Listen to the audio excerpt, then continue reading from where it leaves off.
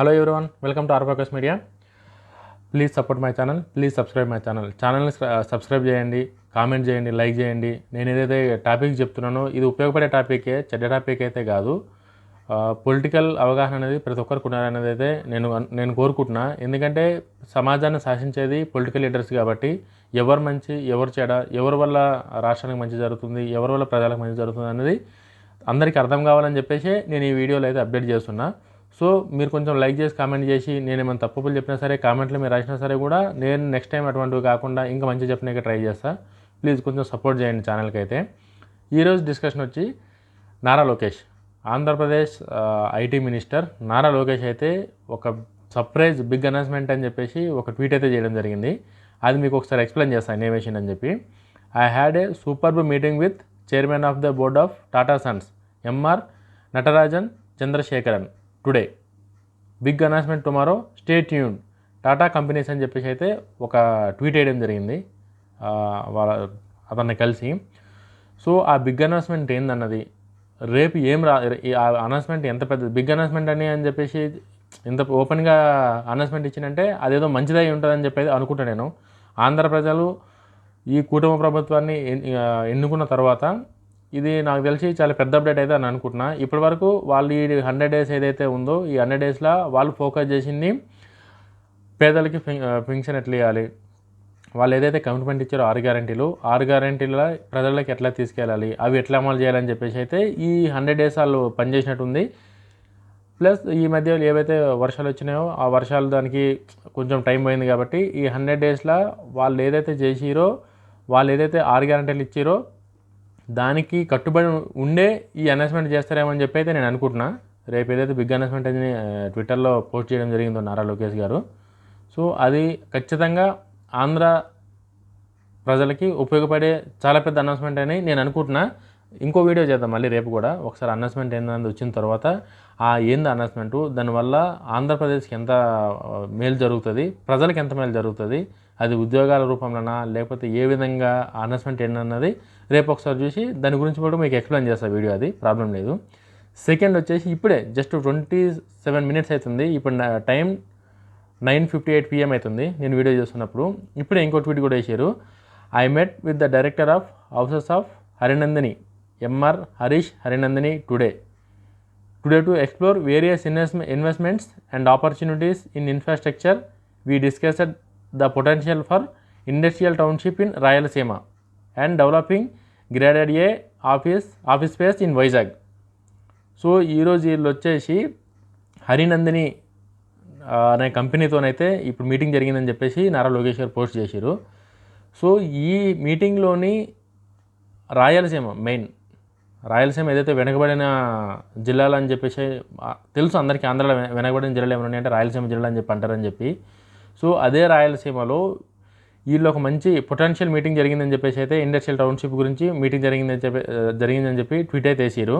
So potential meeting అంటే నాకు తెలిసి ఏదైనా ఒక మంచి హ్యూజ్ ఇన్వెస్ట్మెంట్ రాయలసీమ కూడా తీసుకురావాలని చెప్పి యాజ్ ఏ ఐటీ మినిస్టర్గా ఆయన ఏదైతే కమిట్మెంట్ ఇచ్చిండో యువగలం పాదయాత్రలో రాయలసీమ ప్రజలకి, మేబీ ఆ మాటకి కట్టుబడి ఆయన ఏమన్నా అనౌన్స్మెంట్ ఇచ్చిండా రాయలసీమ అని చెప్పి అయితే తెలియదు. అట్ ద సేమ్ టైం వైజాగ్లో గ్రేడ్ ఏ ఆఫీస్ స్పేస్ కూడా వాళ్ళతో టైఅప్ అయ్యి ఏమైనా కడతారా లేకపోతే ఏందన్నదని చెప్పి తెలియదు.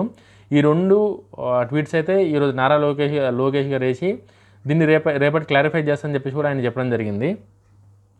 సో నేను చెప్పేది ఏంటంటే ఇంత షార్ట్ టైంలో 100 రోజులు అవుతుంది మహా అంటే గెలిచి 3-4 నెలలు అవుతుంది వాళ్ళు గెలిచి. ఈ 3-4 నెలల్లోనే వాళ్ళు రాష్ట్రానికి పెట్టుబడులు ఎట్లా తీసుకురావాలి, ఎట్లా ఇన్వెస్ట్మెంట్ ఎవరైతే చేస్తారో ఇన్వెస్టర్ని ఎట్లా అట్రాక్ట్ చేయాలి అని చెప్పేసి అక్కడ సెంట్రల్ లెవెల్లో చంద్రబాబు నాయుడు గారు కావచ్చు, ఈ ఐటీ రిలేటెడ్ థింగ్స్ కానీ ఈ ఏవైతే ఇండస్ట్రియల్ థింగ్స్ రిలేటెడ్ కానీ నారా లోకేష్ గారు కూడా ఆయన లెవెల్లో ఆయన యాజ్ ఏ డిప్యూటీ సీఎం లెవెల్లో పవన్ కళ్యాణ్ గారు, వీళ్ళ ముగ్గురు ఏదైతే ప్రజలకి మాట ఇచ్చారో మేము అధికారంలోకి వస్తే మీకు ఈ మేలు జరుగుతుంది, ఇన్ని రోజులలో మీకు ఇవి ఇస్తామని చెప్పి ఏవైతే కమిట్మెంట్ ఇచ్చారో అవి పెన్షన్లు కావచ్చు, 6 గ్యారెంటీలు ఏవైతే ఉన్నాయో ఫ్రీ బస్ కావచ్చు, ఫ్రీ గ్యాస్ సిలిండర్ కావచ్చు, ఉద్యోగాలు కావచ్చు, డిఎస్సి కావచ్చు, వీళ్ళు ఏవైతే కమిట్మెంట్లు ఇచ్చారో ఆ కమిట్మెంట్ల మీద ఎంతగా కసిగా పనిచేస్తున్నారనేది అయితే ఇది ఒక ఎవిడెన్స్ అని అయితే చెప్పొచ్చు.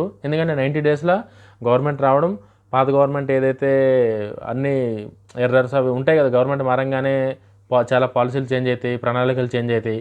సో అవన్నీ చేంజ్ చేసుకుంటూనే ప్రజలకి వీళ్ళు ఇచ్చిన మాట ప్రకారం వాళ్ళు 4,000 పెన్షన్ ఇవ్వడం కానీ ఇవన్నీ చేసుకుంటూనే ఈ జాబ్స్ డెవలప్మెంట్ ఈ రెండు యాజ్ ఐటీ మినిస్టర్గా నారా లోకేష్ అయితే కొంచెం సీరియస్గానే తీసుకుందని చెప్పి అయితే అనిపిస్తుంది.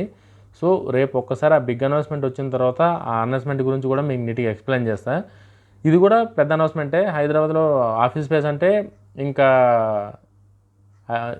ఈక్వల్ టు హైదరాబాద్ లాగా మన వైజాగ్ను కూడా ఐటీ పరంగా డెవలప్ చేద్దామని చెప్పి అయితే ప్లాన్ చేస్తున్నట్టయితే అనిపిస్తుంది.